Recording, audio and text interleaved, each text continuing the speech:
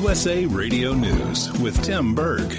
Acting DHS Secretary Kevin McAlean is appearing before a House Oversight Committee to discuss the policy of splitting up illegal alien families at the southern border. Republican Congressman Chip Roy from Texas and Acting DHS Secretary Kevin McAlean on the crisis at our southern border.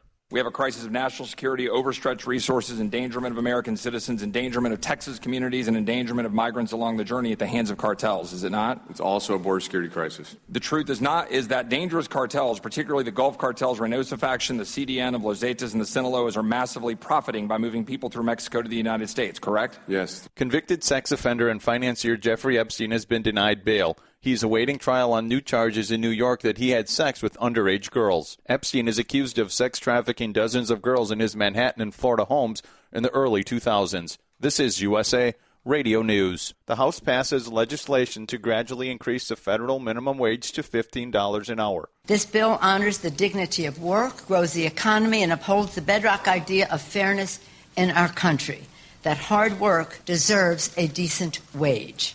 Speaking today on Capitol Hill, Speaker of the House Nancy Pelosi saying that millions of Americans would get a raise. Now, what we have found, though, and studies have shown that in cities such as Seattle and San Francisco, where minimum wage increases were made, more businesses closed. On Wednesday, a judge in Nantucket, Massachusetts, tossed out charges of sexual assault against actor Kevin Spacey. But according to ABC News legal analyst Dan Abrams, Spacey is not out of the woods yet. We don't know exactly what's happening in this investigation. In England, there had been a place he worked which said, look, here's an anonymous email address. If you have any complaints about him, anything that happened, please let us know. They got a lot of reports from people, and now you have investigation going on in England.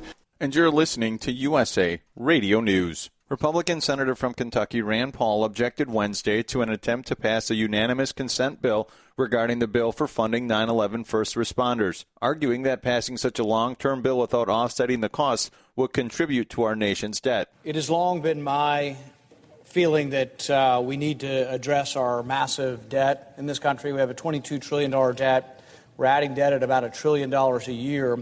And therefore, any new spending that we are approaching, any new program that's going to have the longevity of 70, 80 years should be offset by cutting spending that's less valuable.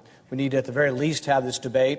I will be offering up an amendment if this bill should come to the floor, but until then, I will object. Former 9/11 first responder John Field tells Fox News, though, that despite Paul's attempts, this bill will make it through the Senate.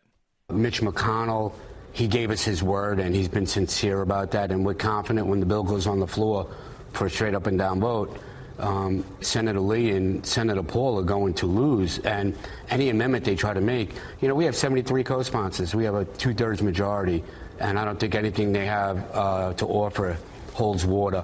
But, let's get to, Rand Paul got $580,000 for broken ribs. We get $250,000 for cancer. For more news, you can find us online at usaradio.com. And for USA Radio News, I'm Tim Berg.